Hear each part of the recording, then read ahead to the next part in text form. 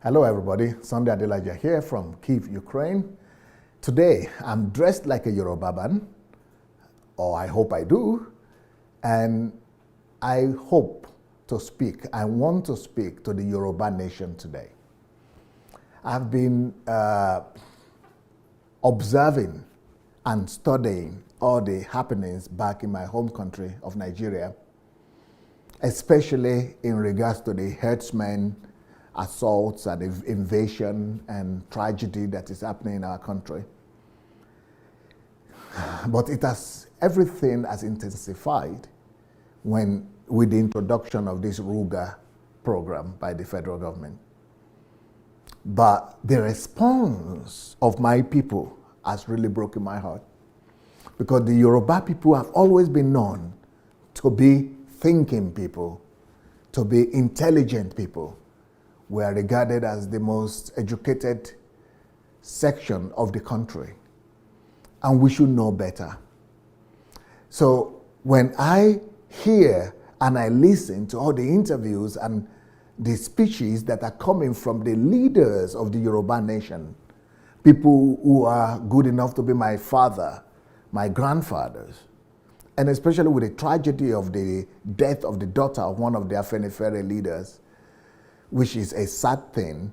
And of course, many more deaths have been recorded in Yoruba land that is credited to these herdsmen, Fulani herdsmen. Whether it is so or not, it has not really been proven yet. We don't really know for sure. But most people right now are believing the narrative that any bad thing that happens in our land, in Yoruba land and in Nigeria in general, either it's kidnapping or killing or raping or stealing or armed robbery, that it should be the Fulani herdsmen that are behind it. And I'm not trying to, justify these Fulani herdsmen or the Ruga program. No. I think the evil that is in our country right now, especially connected to these herdsmen and the killing of people, the Christians in the Benue and in Kaduna, in Katsina, in Zamfara, in Borno, in Benue, all these places all over Nigeria is a tragedy. But I want my Nigerian people and my Yoruba people to know that this is a nationwide tragedy. It's not just a Yoruba land tragedy, but it's a tragedy for the whole of Nigeria. And if we recognize it as such, then we'll be able to face it much more professionally.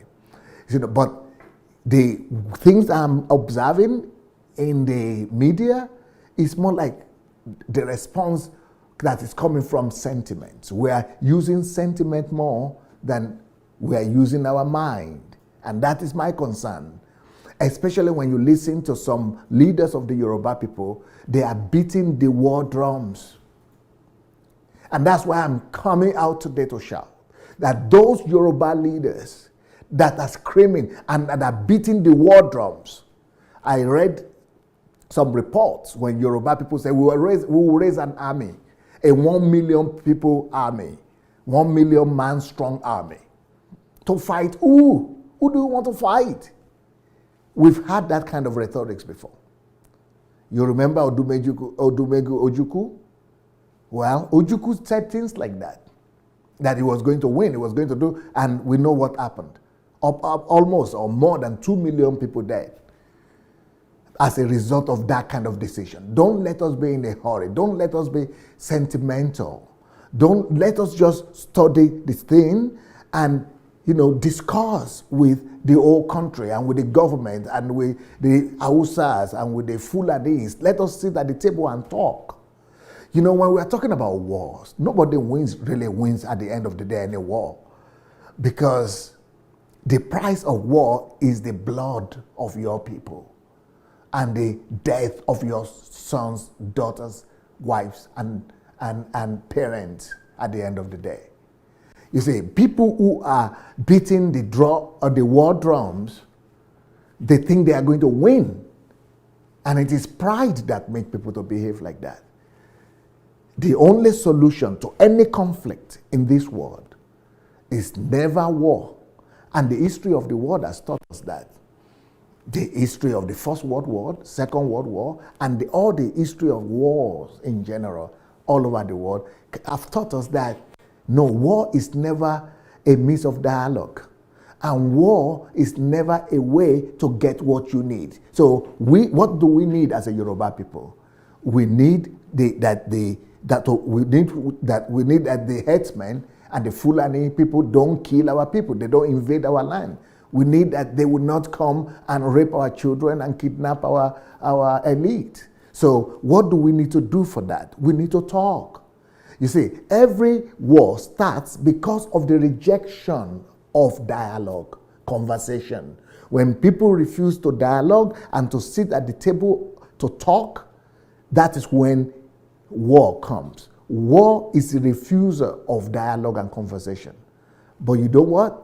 No war ever ends without dialogue and conversation. Every war stops at the table of conversation. That same conversation that they didn't want to have in the beginning, they are being forced. They will be forced to sit at that table of dialogue at the end of the day. You know what forces them?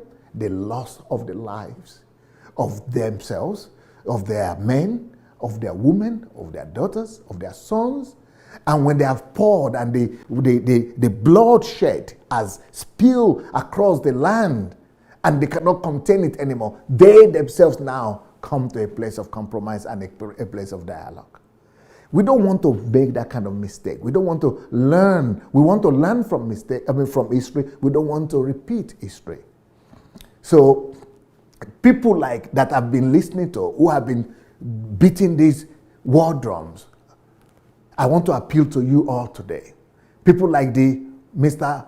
Odumaki, you know, Mr. Odumaki, I'm sure you know history. You should know better. Please don't lead Yoruba land into a war. People like Fani Kayode. Mr. Fani Kayode, you boast yourself to have been educated in England. You know the cost of war. You should know better. Please don't push the Yoruba nation into war. Then some of you will say, you are crazy. Who are you to tell us this? Are you blind? Can't you see that it is the Fulani people, the herdsmen that are bringing war to us? So is it the Fulani people and the herdsmen bringing war to Daura, where they kidnap their king? Are they Fulani themselves bringing war to Kaduna? Well, that is their stronghold. That is, their capital of the north. Are they the headsmen and the Fulani? Are the Fulani, Hausa Fulani people bringing war to Zamfara? Are they bringing war to Katsina? Are they bringing war to Borno? Are they bringing war? These are just bandits. We should just admit that these are fanatics, these are bandits, and these are unscrupulous people that we all must unite together to fight. We shouldn't make this a fight against the Fulanis. We shouldn't make this a fight against Hausas. We shouldn't make this a regional and tribal fight at all. We shouldn't be thinking and saying that, well, it is a war, it is the Fulani people that have declared war against us. And some of you will say, did you hear what they said? That you must accept the Ruga. If you don't accept the Ruga, then you will not be accepted. They are equaling our lives to the lives of their cattle, and that they are the ones who are giving us the ultimatum. They are the ones who are declaring war. Well, even if they are the ones declaring the war, you can only fight people who want to fight. You cannot fight, when you are when you don't have an opponent. Because you see, our response is not really what happens that matters in life. It is our attitude, our response to what happened. Yes, I don't deny that all those things happen. But what I'm trying to tell my Yoruba nation is not to repeat all the mistakes that have been that have happened in history. We can all learn from history. We don't need to repeat. War is not the solution. Let's let's even meet with this Fulani herdsmen organization. Let's meet with them. Let's meet with the president. Let's talk. War is never a solution. And, secession also is never a solution. We have the history in our land. Afenifere Renewal Group. I am so alarmed at what this Afenifere group is standing for. I think I am a Yoruba person, even though I'm not living in Nigeria right now, and some of you will accuse me and say that because you don't live in Nigeria, that's why you are thinking like that. You are heartless, you are this and that. But, my friends, I am still a Yoruba man. My name is Adelaja. Sunday Olorunwa Adelaja. Yoruba blood is flowing in me. My father is a Yoruba man. My mother is a Yoruba man. I'm from Ijebu-Ode, Idomila, Ijebu-Ode. So I'm concerned for my people. I know the consequences of war. I know what these things could lead to. Now, the other day I heard the Are on Kakanfo, Gani Adams, respected man. But what I heard him say, that he's going to mobilize all these millions of people, and that Yorubas don't fight with guns and bullets, that we are going to fight with Yoruba technology. You know what? Don't tell me those kind of things, all right? Okay? You can tell those kind of things to less informed people. But when you go to history, when we go down in history and study what has happened in Yoruba land and in Africa as a whole, those technologies are just brainwashing stuff, And if you want, I'll prove it to you. But before I prove it to you, let me talk about this young man that calls himself Adeyinka grandson. I mean, I wonder how anybody could ever follow this kind of guy, because I invited him to come to my program. Let's debate. You are saying that Igbos are our problem? That the Igbos are the problem of Yoruba land? Igbos? I mean, why will you stir up hatred? Igbos are the closest biologically, even with the DNA test. Even with DNA test, we are the 90%, we have 95% similarity with the Igbos. Even if we have some disagreements, let's sit down and talk about it. So you now want to fight on two fronts. You want to fight the Igbos on one hand. You want to fight the Earthmen on the other hand. You the Hausa Fulani. What is this? Don't you know that you are being pushed to a trap? I had the Oni of Ife, Kabiyesi himself saying, come together and defend yourselves. I mean, you are a leader, Kabiyesi. You should know better that they are provoking you. You are being provoked into a war. You're going to waste the life of your citizens. We don't do that. Let's learn from history. These are provocations. See, do you know how the First World War was started? In August 1914. The World War was started because there was a provocation. An Austrian Archduke, Franz Ferdinand, or what they call him, and his wife were killed. And in Bosnia, in Bosnia, we still have Bosnia today. Because the people who killed him were extremist group, just like we are experiencing today. These headsmen and all these kidnappers, they are extremist groups. And they want to get the whole of us embroiled in that. They want to get the whole nation of Yoruba facing, confronting the other nation of Hausa, Fulani, and all that. They wanted to do that in the north. I mean, the president is from Katsina. They have more killings in Katsina than we have right now in the West. They have more killings in Borno than we have in the West. They have more killings in Zamfara. What about if the amount of killings that have been going on in those places have gone on in the West? We would have just gone ballistic. We would have just, started a full-fledged war. But this is provocation. Because of that, the death of this man in Bosnia, that's how Germany was feeling pride. But they wanted to defend their people, so to say, right? But they ended up losing their nation. Just because they couldn't control their emotions and their sentiments. So let's keep on learning from history. Look at the Second World War. The Second World War was started because Adolf Hitler was feeling his power and was saying, these people in Czechoslovakia were oppressing their people. It's all about, every war is always starting by saying, we want to defend our people. But what happened? That war led to the death of millions of his people. So that's not what we want. We don't want that kind of thing. We want to learn from history. We don't want to repeat history. You know, an adage says that if we don't learn from history, we're going to repeat history.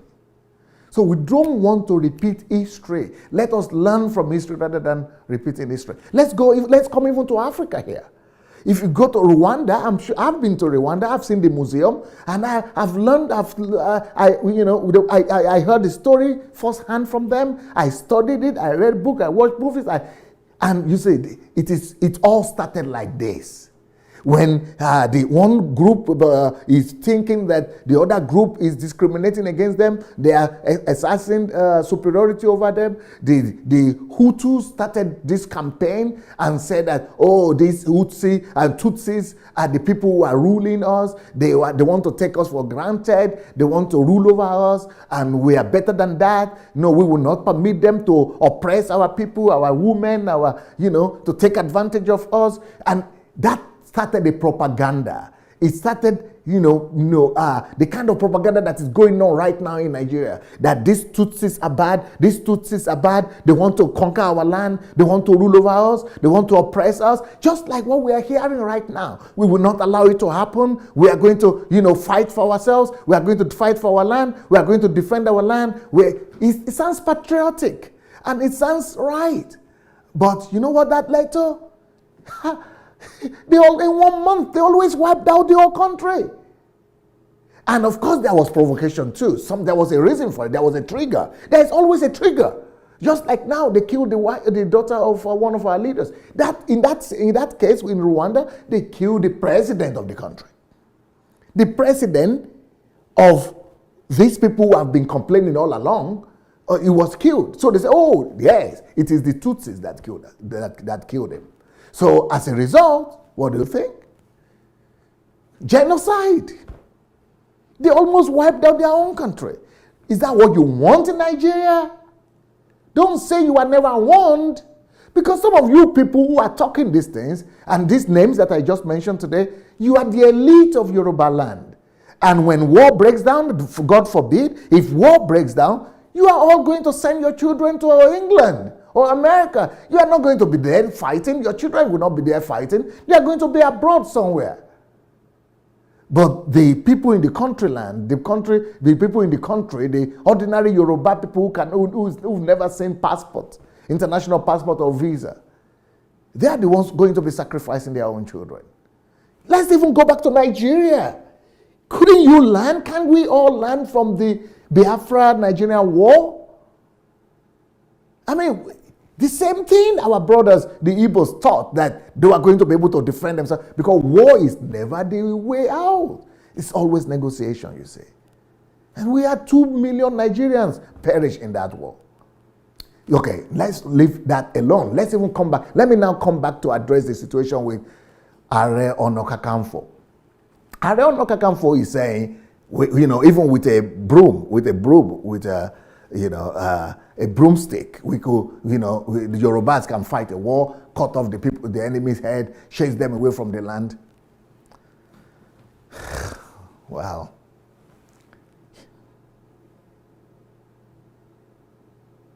Those are fantasies.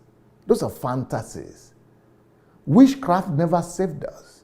When the British people came to invade our land, why? If witchcraft could have saved us, why is it that they didn't save us from being colonized? Why is it that witchcraft never saved us from... why is it that witchcraft never saved Lagos from the artilleries of the British Empire? December 26, 1851 is in the history of the Yoruba land. December 26, just a day after Christmas. 1851, what happened? Lagos was bombed to submission. And the king was arrested and dethroned. And he was playing big man that, Kosoko, I think they used to call him the king, Kosoko, the king of Lagos that time. His name was Kosoko. And he was thinking, I'm going to defend. We have the technology, Nigerian, Yoruba technology. We are going to use witchcraft to defeat all these white people. Did they do it? In 3 days, it was all its technology ended. I'm not talking of today. I'm talking of in the 1851, in the 19th century, in the 18 something. All right? Those people knew witchcraft that time, not like now that you people just you don't even know any witchcraft anymore. The people who knew witchcraft, they couldn't do anything about in war, because war is not traditional witchcraft technology. War is deadly, guys. I mean, look at my people. I'm Ijebu, right? Do you remember the Ijebu expedition? The British Ijebu War in 1892? Because Ijebus are the last part of Yoruba land to ever be subjected and to be conquered by the British Empire. Because they were resisting and they decided to go to war because they would not submit to the British rule. And my people came out with all their children, with their sons in their thousands. In a week, your Ijebu land was subdued totally. They had to surrender. You know, they did, I know the kind of sacrifices they did. They buried virgins, girls, boys, virgins, and they said they would never cross that river. You know what happened? They crossed it. Like, why? Them people talk isolated cases like Ijebu, Lagos. Let's talk about Yoruba land, the old Oyo Empire. Can you tell me where the old Oyo Empire is? Or Are Ono Kakamfo, Adams. Tell me where old Oyo is. No more old Oyo. You know why there's no more old Oyo? Because we wanted to fight. Because Afonja, or whatever you call him, the general, the Are, with the 6th Are Ono Kakamfo, right? Actually, he had your own position. The Are Ono Kakamfo, the 6th one. Afonja is his name. He started Ilorin, right? He was representing the king, the throne there, the Yoruba throne. And what happened? Because he rebelled. He wanted to fight the throne, the Oyo king. And as a result, he found an ally in these same Fulani people you want to fight now. And the Fulani people helped him to secede from Yoruba kingdom, because war is never the answer. So he got what he wanted. He seceded from Oyo Empire, and 6 years later, the Fulani people murdered him, overthrew him. And they up to today, Yoruba land, since 1817, this was 1817 that he invited the Hausa Fulani people to come. Since 1817, Yoruba land has been struggling to take back Ilorin. The old Yoruba land, the Oyo kingdom went to, in fact, as a result of this battle, we lost Oyo Empire. The old Oyo was subdued and overrun by these same Fulani people. And they took over a lot of Yoruba land. We couldn't, that time was when we had the juju, we had the technology. All the juju of the Oyo Empire, they couldn't do anything. They humiliated the king. The Alaafin of Oyo was humiliated. They got to Ife. That is how Islam came to our country. They brought Islam with them. And that when I see Yoruba people, believing in Islam and doing it as if it's their religion, study history, get to know how Nigerians, Yorubas became Muslims as Yorubas. It is through conquest. That's why they call it Imole. I think Imole in our Yoruba land. It's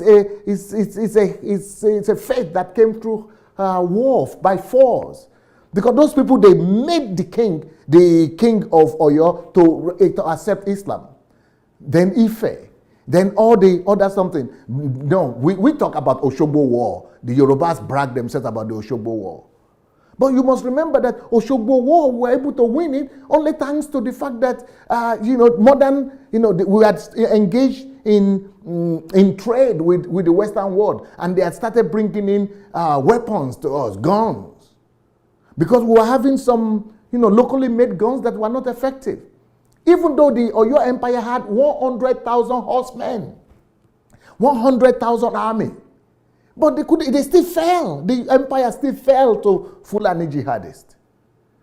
And when we now were equipped by our trade with British Empire, we had more sophisticated guns. That is why we were able to stop the Hausa Fulani people in Osogbo. It's not because of our witchcraft. It's because we had guns now that we could use to fight them. But as a result of this kind of war-like thing that was started in Ilorin, we lost the old Oyo Empire. Because at a point, even the Oyo Empire decided to join another empire, some of the neighboring states. Some of the neighboring states to get back the land.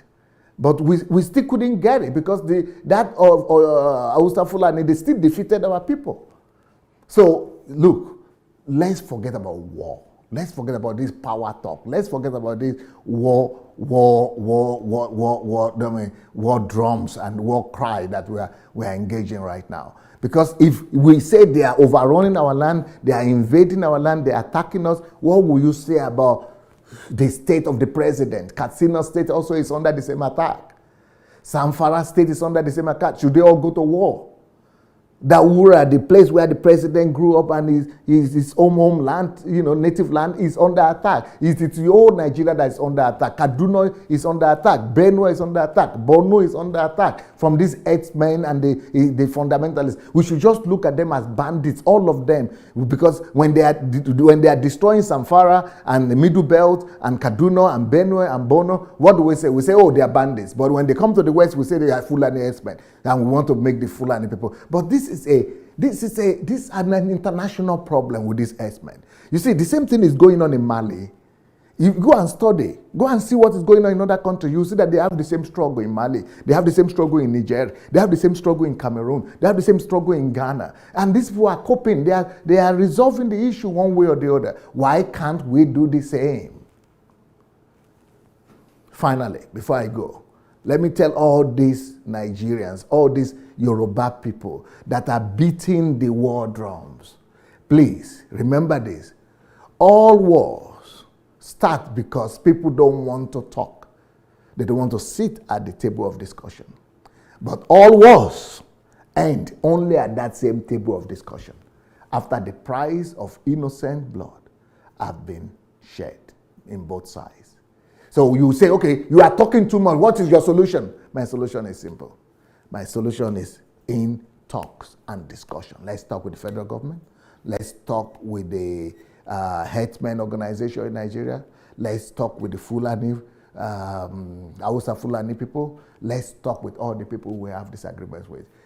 Our answer is not in secession. We are not going anywhere from Nigeria. Yoruba should be a part of Nigeria. That's where we belong. We are Nigerian. If anybody wants to go, let them go, but we are not going anywhere. We belong in Yoruba land. We belong in Nigeria. Yoruba land belongs in Nigeria. Let's just talk about our differences and make Nigeria a stronger nation for the love of God, church, and nation. Peace.